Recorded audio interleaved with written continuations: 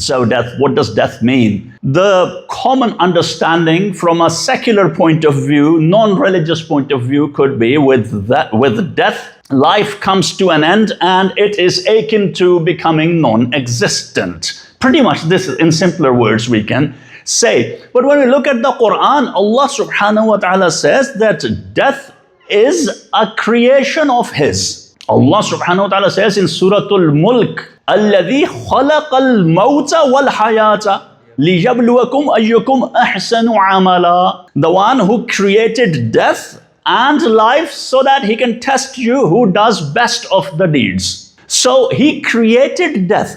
As soon as something is created, as soon as something is considered a creation, it's got nothing to do with non-existence. As soon as something is created, it cannot be related to non-existence. So death does not mean non-existence. So what does death mean? Because it is a creation. So in simpler words, death refers to transfer. Your transfer, my transfer, every human being's transfer from this realm of time-space to another realm. So that is, in very simpler terms, death. Transfer. And I said this realm, from this dunya to another world. The dunya, this realm that we are living in, is called dunya. Dunya. What does dunya mean?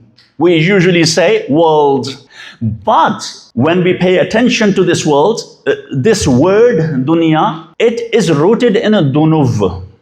Dunuv means lowliness, lowly, pasti, something that is very low. Uluv, it's the antonym of uluv. Uluv, ali, ali, a'la, all related words. Uluv means height. Dunuv means lowliness. Now, what does that mean? Dunya is the lowest plane of existence. Nothing exists below it. From here, you can only go upwards. You can't sink down further. This is the lowest plane of existence. What do I mean by that?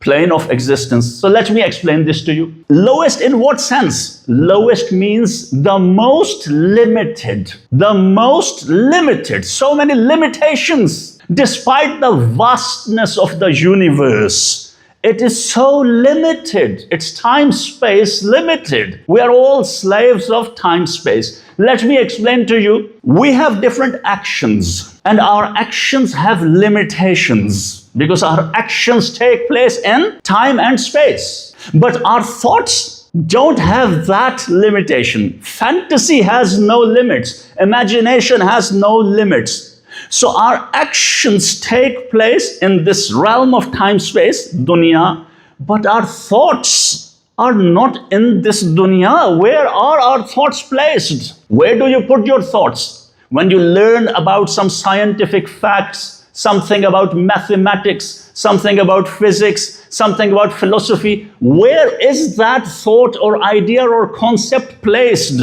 Not in this time-space. Wherever it is placed, let's not get there to keep the discussion simpler. What our actions are to our imagination, this dunya is to akhirah, in a simpler analogy. So this dunya is the most lowest and darkest and the most limited plane of existence. And when you die, you will go to another plane of existence. Is that clear until now?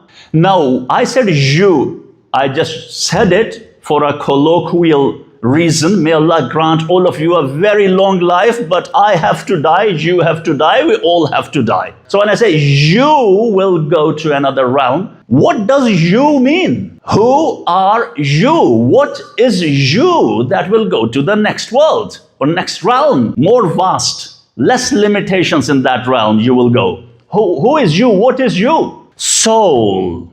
Soul is a very common word that we use. And I'll continue to use the word soul later on. But first, let me explain what is soul that we usually colloquially in our common language, day-to-day language use. Sometimes there is a word called ruh. Sometimes a word called nafs.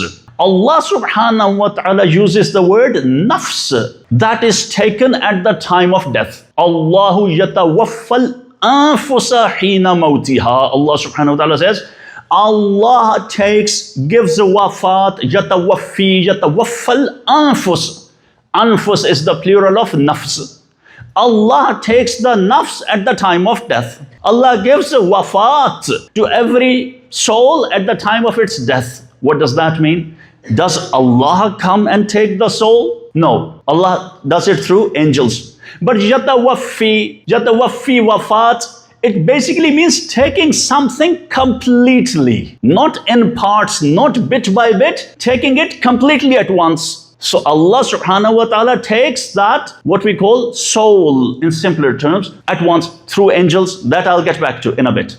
That is called nafs in the Quran, but we call it soul.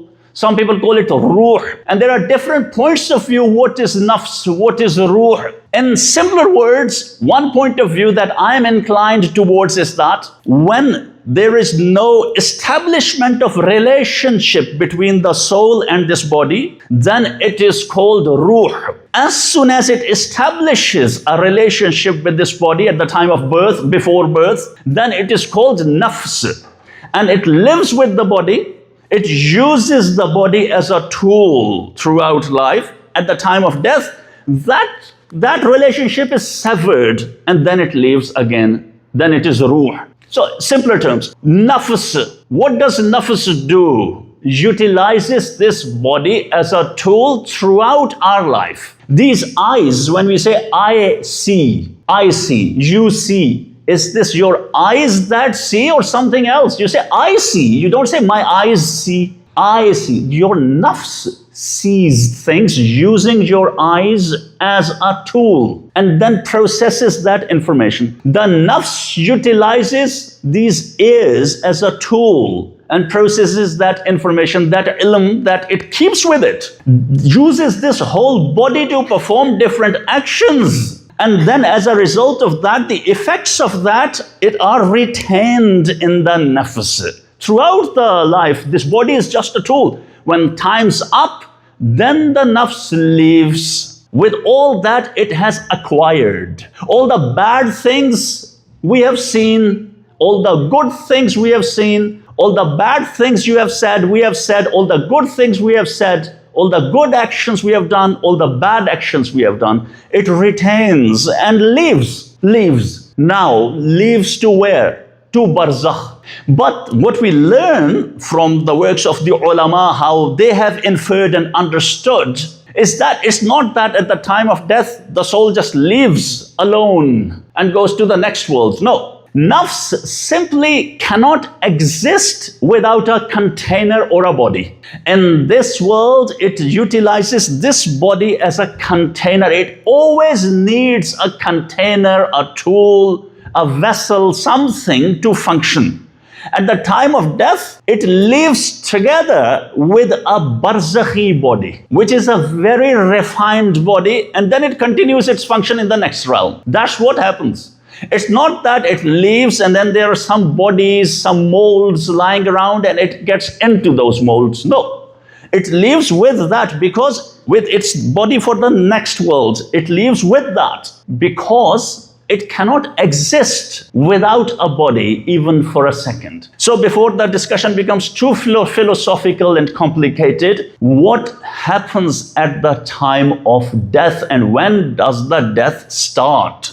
Death starts with ihdar, and sometimes it's also called sakarat. Ihdar is that time when the nafs starts to see the angels. That's when the death starts. That's when we say, oh, the soul is starting to leave from the feet and slowly upwards. This is a myth, or usually it's believed so, that, oh, the soul first leaves the feet and slowly, in the end, it leaves the head. But what happens is that it's not leaving or anything. The nafs is starting to sever its relationship with this body. It has become a mashghul, occupied with observing those things in the other realm. And therefore, as soon as nafs leaves its attention to this body, the organs stop to work. The eyes are seeing, but the nafs cannot see. Their eyes are like this. You say, oh, can you see? No, no.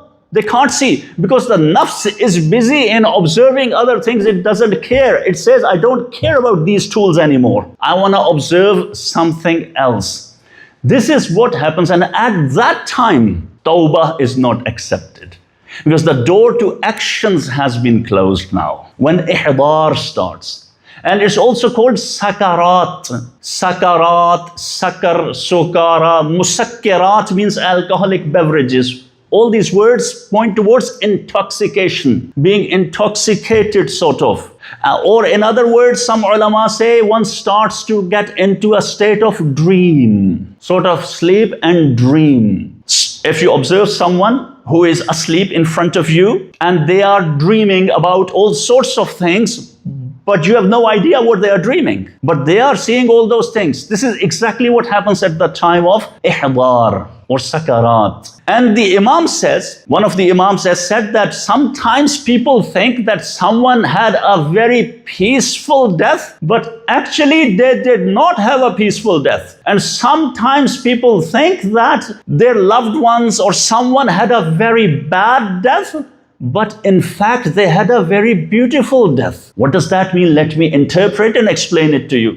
Because we are zahirbin, we are superficial, we can only look at the outside of things. The Imam is telling us you are only looking at the body.